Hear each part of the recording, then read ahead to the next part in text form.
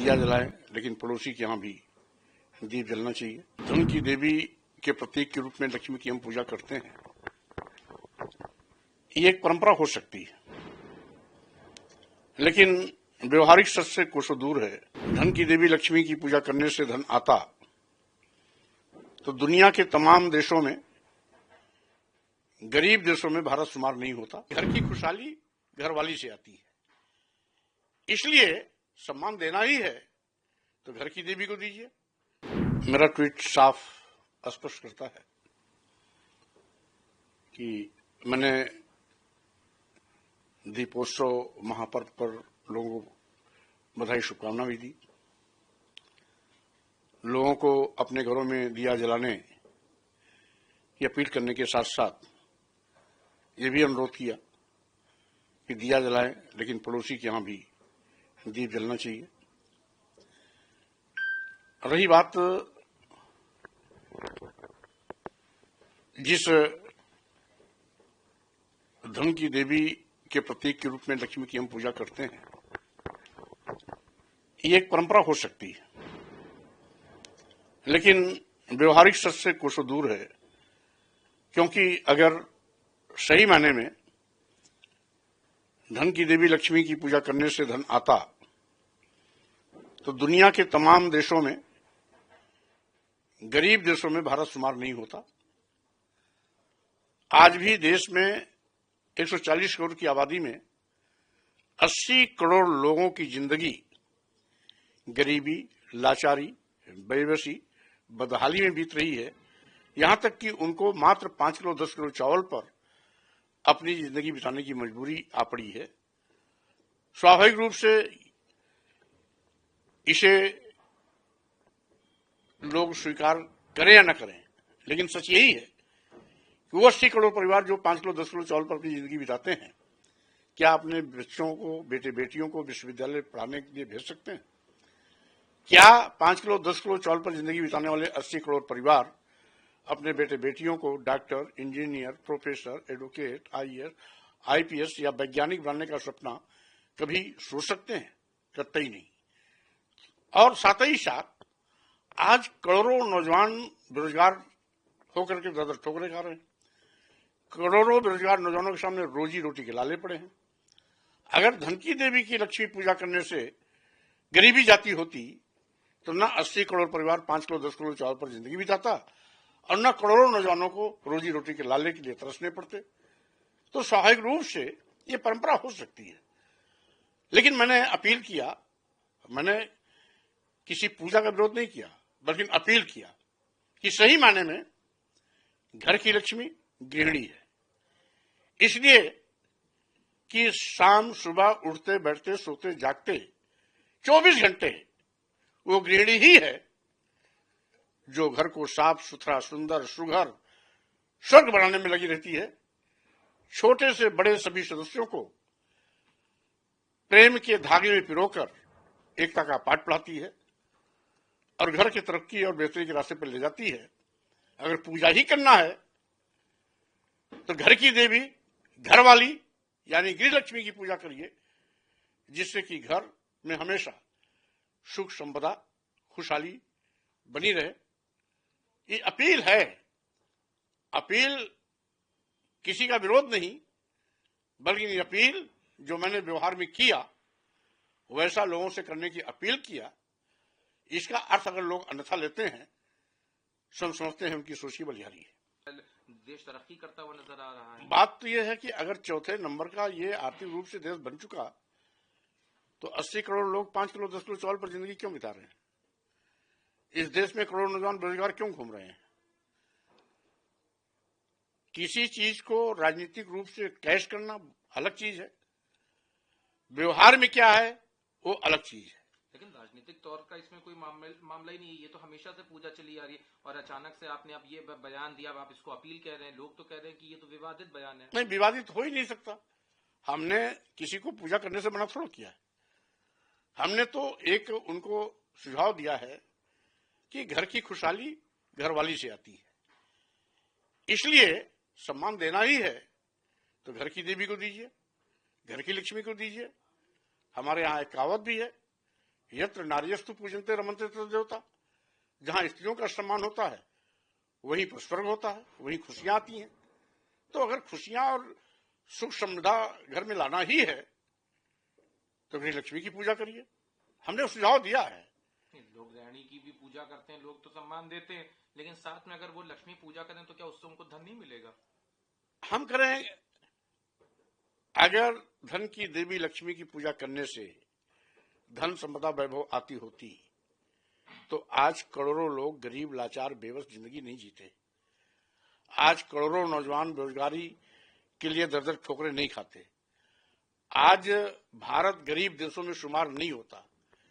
जहां लोग लक्ष्मी को जानते नहीं, पूजा तो बहुत दूर की बात है, जिन देशों में लोग लक्ष्मी को जानते नहीं वो दुनिया के आर्थिक मजबूत देशों में अगली कतार में खड़े हैं, चाहे वो अमेरिका हो, चाहे वो जापान हो, या पाश्चात्य देशों के अन्य देश हो, या यूं कहिए चीन हो। ये सारे के सारे लोग हमसे बहुत कोसों आगे हैं, वहां तो लक्ष्मी की पूजा नहीं होती। तो लक्ष्मी की पूजा अलग चीज है और पूजा से धन दौलत आना दूसरी चीज है। पूजा करने से धन दौलत और आर्थिक मजबूती नहीं आती है। तो इतने समय से लोग क्यों जो करते आ रहे हैं, तो क्या उनको ये गलत है क्या? लोग तो इतने लंबे समय से सब करते चले। मैंने किसी को रोका क्या? मैंने तो आप कह रहे हैं कि बिना पूजा किए धन आ जा रहा है। नहीं, हम कह रहे हैं सुख समृद्धा, सुख समृद्धि और खुशियां घरवाली से ही आती है। एक दिन पूजा कर लेने से सुख समृद्धि नहीं आने वाली है। सुख समृद्धि अगर घर में आपको बरकरार रखना है तो स्वाभाविक रूप से वो गृह लक्ष्मी को ही से जाता है और उसी से ही घर सुंदर सुघर और स्वर्ग बनता है। लेकिन आपके इस बयान को राजू दास बताते हैं, विवादित राजू दास हैं या और भी मानतों के बीच में बयान आए हैं। उन्होंने कहा कि ना आप आस्तिक हैं, ना आप नास्तिक हैं, आप सिर्फ सनातन विरोधी हैं, आपका बहिष्कार होना चाहिए, आपको के ऊपर काली की जानी चाहिए। अब जिसकी जैसी सोच है वैसे उसके बयान होंगे। राजू दास क्या है क्या नहीं है सब जानते हैं। तो स्वाभाविक रूप से ऐसे हल्के फुल्के लोगों के बयान का संज्ञान कोई लेता नहीं। तो जो और भी लोग हैं जो आपके बयान को विवादित बता रहे हैं, सनातन विरोधी बता रहे हैं, क्यों, तो क्या उनके बयान? पहली बात तो यह कि सनातन का जो अर्थ नहीं समझते हैं वो अपने को बहुत बड़ा सनातनी होने का ढिढोरा पीटते हैं। सनातन शब्द भी बौद्ध संस्कृति का शब्द है। तथागत बुद्ध अपने शिष्यों को उपदेश देते वक्त एक ऐसा मौका आया जब उन्होंने कहा, बेरानी बेरानी न संबंधित कदाचनम अबेरेन च सम्मन्ति एष धम्मो सनातना। यानी दुश्मनी से खत्म नहीं होती है, दुश्मनी खत्म करने के लिए मित्रता का हाथ बढ़ाना पड़ता है। यही सनातन धर्म है। सनातन शब्द की उत्पत्ति भी तथागत बुद्ध से आई है। इसलिए जो सनातन का परिभाषा नहीं जानता वो सनातनी हो गया। कल तक हिंदू अपने को कहते थे, आज हिंदू के बजाय सनातनी हो गए। अब उनको तय करना है कि वो हिंदू हैं या सनातनी है। लेकिन मैं तो सबका सम्मान करता हूं, चाहे वो हिंदू हो, चाहे मुस्लिम हो, चाहे सिख हो, चाहे बौद्ध हो, चाहे जैन हो, पारसी हो, सनातनी हो या ना हो, हम तो सबका सम्मान करते हैं। भारतीय संविधान भी हमारा सबका सम्मान करने का पक्षधर है।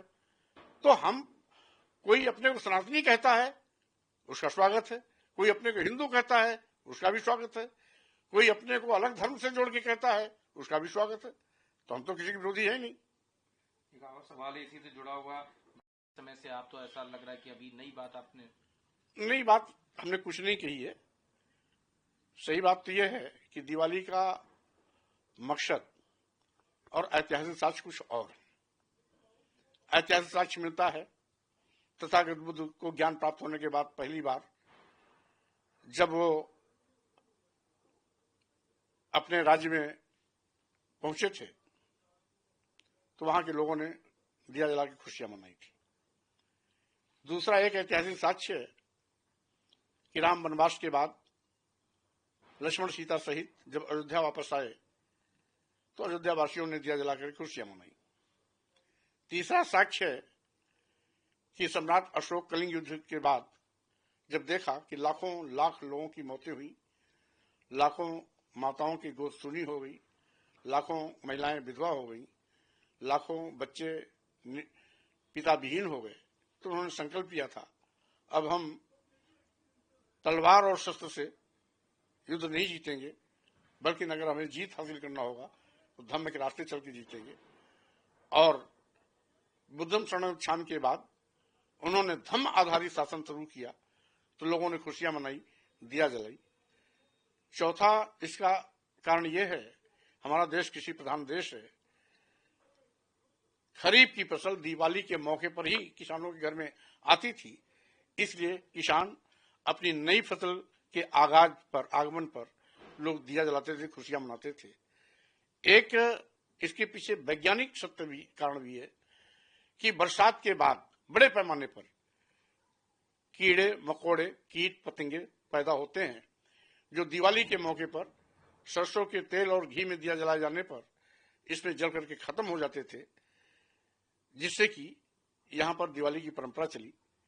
लोगों ने इसमें लक्ष्मी की देवी की पूजा करने की परंपरा डाल दी, लेकिन दिया जलाने के परंपरा में ये कहीं इसकी कहानी नहीं आती है, इसलिए मैं उस पर नहीं जाना चाहता।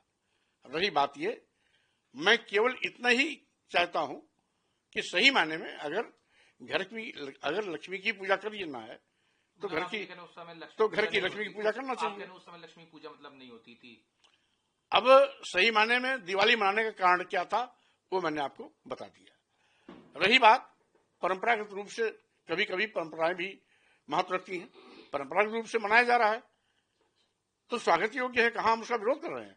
लेकिन हमने तो केवल इतना ही कहा, अपना मंतव्य दिया कि सही मायने में घर की खुशहाली घरवाली से होती है, इसलिए अगर किसी घर की लक्ष्मी की पूजा करनी है तो घरवाली से बेहतर कोई नहीं होगा, इसलिए उसका सम्मान करो।